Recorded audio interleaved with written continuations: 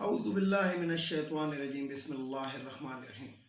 Viewers السلام علیکم۔ Viewers میں ہوں آپ کا میزبان سید احمد سمیع اور آپ دیکھ رہے ہیں سید احمد سمیع یوٹیوب چینل راولپنڈی اسلام آباد سے۔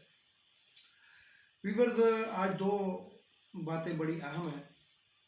ایک تو وزیر اعظم نے شاہ فیصل مسجد کے اندر عوام سے خطاب کیا،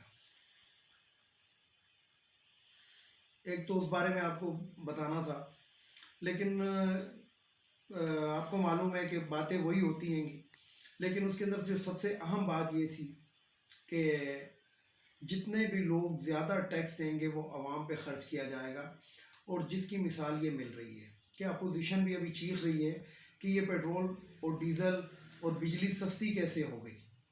کیوں سستی ہو گئی؟ کیونکہ یہ ہو ہی نہیں سکتی، دنیا کے اندر ہر چیز مہنگا ہے۔ پتہ ہے ان کو سب ہے، اس لیے پتہ ہے گا کہ یہ 35 سال حکومت کرتے رہے۔ ان کو پتہ ہے کہ اس ٹائم دنیا کے اندر کرائسس کیا اور کس طریقے سے قیمتیں بوسٹ کر رہی ہیں، اس کے باوجود اگر یہ عوام کو ریلیف دیا گیا ہے تو کیسے دیا گیا ہے۔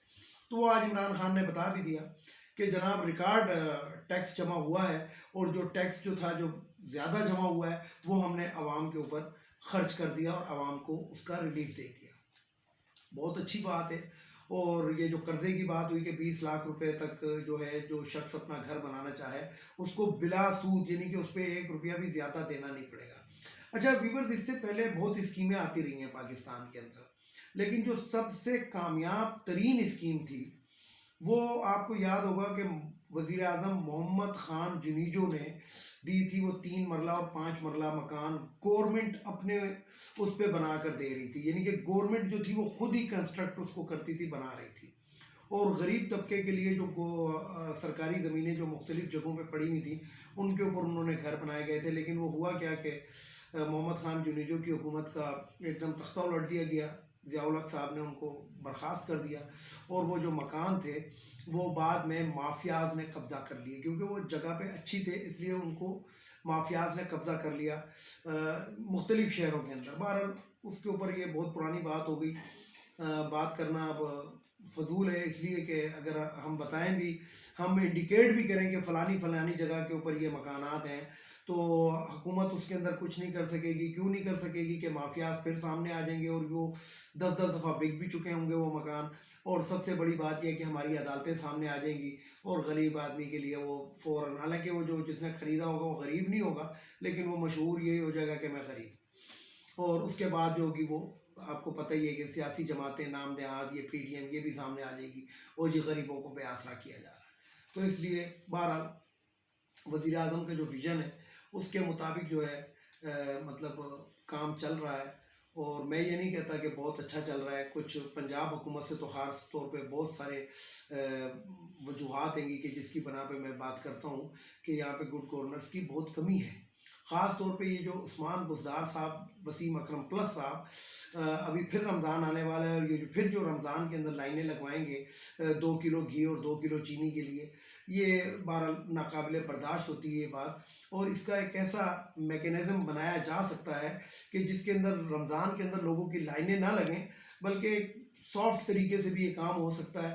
لیکن ہنوز دلی دور است والی بات ہے کہ اگر ان کو سمجھایا بھی جائے۔ آج کی میں آپ کو ایک خبر بتاؤں کہ میں ایک جگہ سے گزر رہا تھا، تو ادھر پورا شیزور ٹرک جو ہوتا ہے، جو شیزور منی ٹرک کہتے ہیں، کیا کہتے ہیں، یہ چینی سے لوڈ ہو رہا تھا، اور یوٹیلٹی سٹور کی چینی اس کے اوپر لوڈ کی جا رہی تھی۔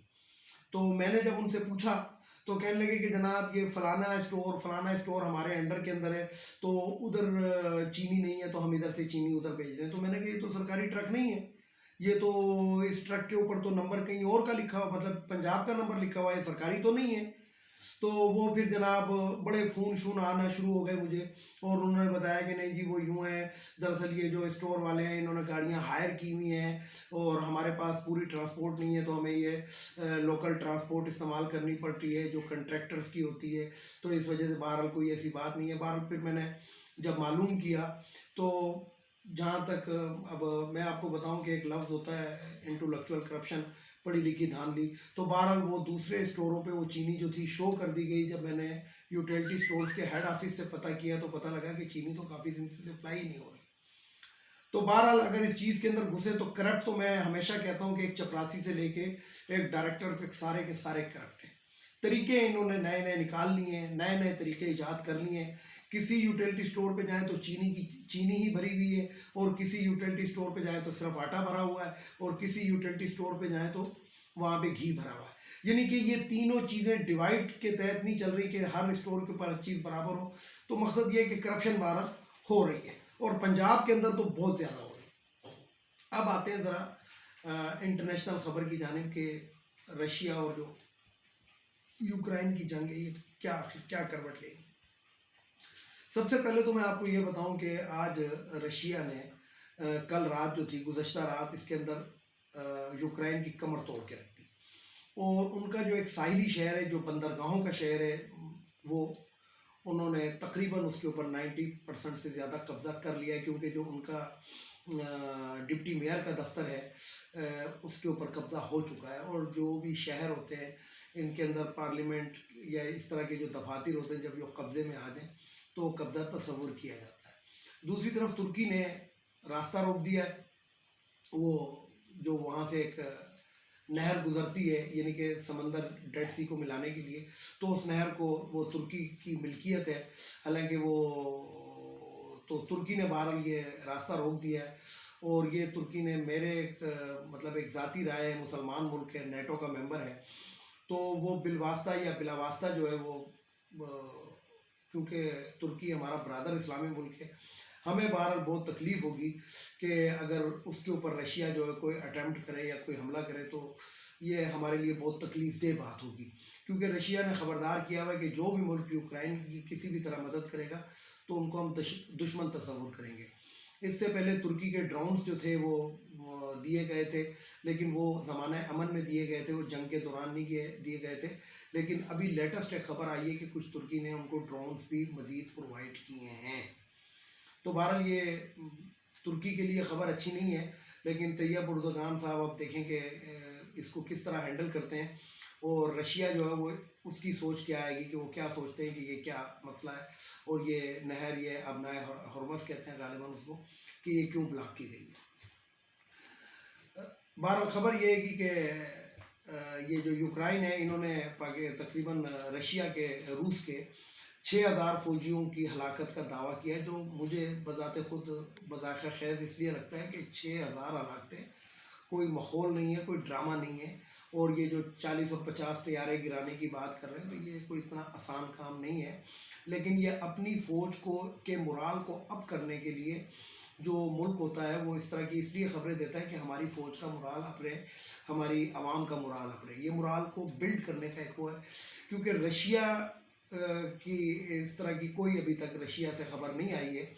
بلکہ دوسری طرف میں آپ کو کہوں کہ میلادی پوٹن کے بارے میں یہ بات آئی ہے کہ وہ مینٹلی طور پہ تیار ہیں کہ اگر ہماری 50,000 فوجی بھی مارے جاتے ہیں تو یہ بھی کوئی سودا مہنگا نہیں ہے. وہ یہاں تک اس چیز پہ آئے ہوئے ہیں. ایٹمی ہتھیاروں کے بٹن ان کے ہاتھ کے نیچے ہیں, کیونکہ یہ امریکہ, BBC, یہ تمام دوسرے جو ذرائع ہیں, بڑے بڑے ممالک یہ اس چیز کی رپورٹ دے چکے ہیں, اور باقاعدہ انہوں نے ایٹمی جنگ کی ان کے وزیر خارجہ نے دھمکی بھی دے دی ہے. تو امریکہ کا بھی ایک بیان آیا ہے آج, انہوں نے جو اپنی یونین آف کونسل سے خطاب کیا صدر بائیڈن نے, تو اس نے یہ کہا کہ جناب امریکہ اپنی فوج جو ہے وہاں پہ نہیں بھیجے گا. یہ ویورز کیا ہے, یہ امریکہ کا, یہ یورپین ملکوں کا ایک دوغلا معیار ہے. میں آپ کو یہ ایک اس کے لیے بتانا چاہتا ہوں کہ یوکرائن کے ساتھ اس ٹائم امریکہ اور یورپی ملکوں نے وہ کیا ہے جو سن 1971 میں ہمارے ساتھ کیا تھا, کہ امریکہ نے کہا جی آپ فکر نہیں کریں, ہم آپ کا ساتھ دیں گے, ہم یہ کریں گے. اچھا, رشیا جو تھا سن 71 کی جنگ کے اندر تھرو آؤٹ انوالو تھا انڈیا کے ساتھ, یعنی کہ رشیا نے جو پہلا میزائل جو رشیا مطلب انڈیا نے فائر کیا تھا, اور اس کے اندر غالباً خیبر نامی پاکستان کا جو جہاز تھا, بحری جہاز, اس کو ڈبو دیا تھا. تو یہ پاکستانیوں کو تو پتہ ہی نہیں تھا کہ ایک چیز کیا ہے جو اڑتی ہوئی آ رہی ہے, کیونکہ اس سے پہلے ٹارپیڈو کا دور تھا یا گولہ باری کا دور تھا. یہ جو میزائل تھا یہ فرسٹ ٹائم پاکستان کی فوج نے دیکھا تھا. تو رشیا اس جنگ کے اندر انوالو تھا. رشیا کی آبدوزیں جو تھیں وہ گہرے پانیوں کے اندر تھیں پاکستان کے اور اس کے, اور یہ جو کماڑی کا ہمارا علاقہ ہے, جو پورٹ ہے, اس کے اوپر گولہ باری, ڈاک یارڈ کے اوپر گولہ باری کی تھی سن 1971 کے اندر, تو یہ رشینز تھے. تو سیم وہی کام یعنی کہ ہمیں مفلوج کر دیا گیا تھا. رشیا انڈیا کو سپورٹ کر رہا تھا اور امریکہ ہماری مدد کو آیا نہیں. باقاعدہ ہاں جی 7واں بیری بیڑا چل پڑا ہے، 7واں بیری بیڑا چل پڑا ہے، جنگ بھی ختم ہو گئی، جنگی قیدی بھی بن گئے، سرنڈر بھی ہو گیا، لیکن وہ جنگی بیڑا جو تھا، بیری بیڑا امریکی، وہ مدد کے لیے نہیں آیا تھا. تو یہی کام انہوں نے یوکرائن کے معذرت کے ساتھ یوکرائن کے ساتھ بھی یہی ہوا ہے کہ یوکرائن کو پہلے تھپکیاں دیتے رہے کہ ہاں جی ہم مدد کریں گے، ہم سب کچھ کریں گے، یہ کریں گے وہ کریں گے، لیکن کیا کچھ بھی نہیں. اور الٹا جو ہے یوکرائن کی اینٹ سے اینٹ ابھی بجائی جا رہی ہے. اور دوسری بات یہ ہے کہ آج جو ان کے صدر مراکسی نام ہے غالباً ان کا، تو ان کے اوپر بھی ایک قاتلانہ حملہ ہوا ہے انہی کے اس کے اندر دارالحکومت کے اندر. تو یہ بڑی ایک ایسی خبر ہے کہ اس کا مطلب یہ ہے کہ وہ جو ایک 40-50 میل لمبا جو ایک فوجی کانوائے جو آ رہا تھا رشیا کی طرف سے، جو یوکرائن کی طرف بڑھ رہا تھا، تو اس کا مطلب ہے کہ وہ کام پورا ہو چکا ہے اور دارالحکومت کو گھیرے میں لے لیا گیا ہے اور کسی بھی ٹائم کوئی بھی خبر آ سکتی ہے. بہرحال نیکسٹ اپڈیٹ کے لیے تیار رہیے گا. انشاءاللہ میری بھی کوشش ہے کہ اپنے ذرائع سے میں حاصل کرتا ہوں کہ کیا ہو رہا ہے. جو بھی ہوگا آپ کو لمحہ بلہمہ جو ہے وہ آپ کو بتایا جائے گا. اس کے ساتھ ہی اجازت چاہتا ہوں. اجازت چاہنے سے پہلے میرے روایتی جملے: ایک ان اخوانیوں کو ہمارے ملک سے چلا جانا چاہیے. دوسرا، یہ جو خواتین کی مخصوص نشستیں ہیں یہ ختم ہونی چاہیے. قومی اسمبلی، صوبائی اسمبلی، سینٹ. اچھا، اس بات سے ایک یاد ہے کہ عظمیٰ بخاری ایک نون لیگ کی رکن ہے.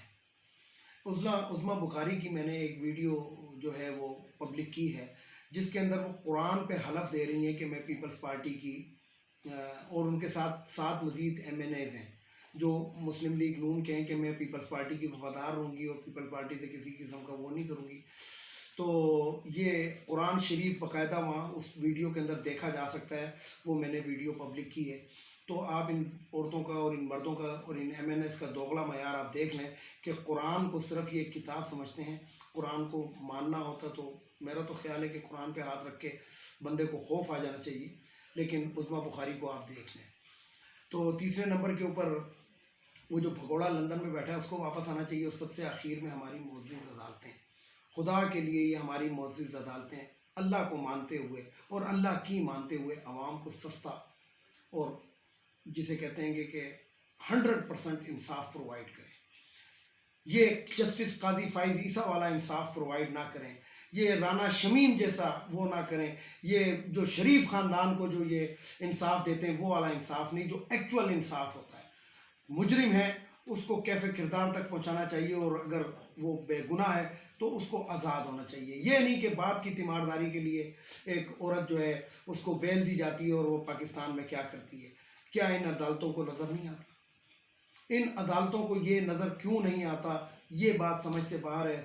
بہرحال جسٹس قاضی فائز عیسیٰ، میں روزانہ تمہارا اپنی ویلاگ کے اندر نام لوں گا اور اس قوم کو بھولنے نہیں دوں گا کہ تم جیسا ایک جسٹس بھی ہم پہ مسلط رہا ہے، جس نے اپنی بیوی کو پیش کیا تھا. اور ججز سے یہی کہوں گا کہ ان کی بیویوں کے آنسوؤں کو نہ دیکھیں بلکہ ان کی کرپشن کو دیکھیں. اس کے ساتھ ہی اجازت چاہتا ہوں تمام دیکھنے والے سننے والوں کو. خدا حافظ. اور آخر میں وہی نعرہ: پاکستان زندہ باد.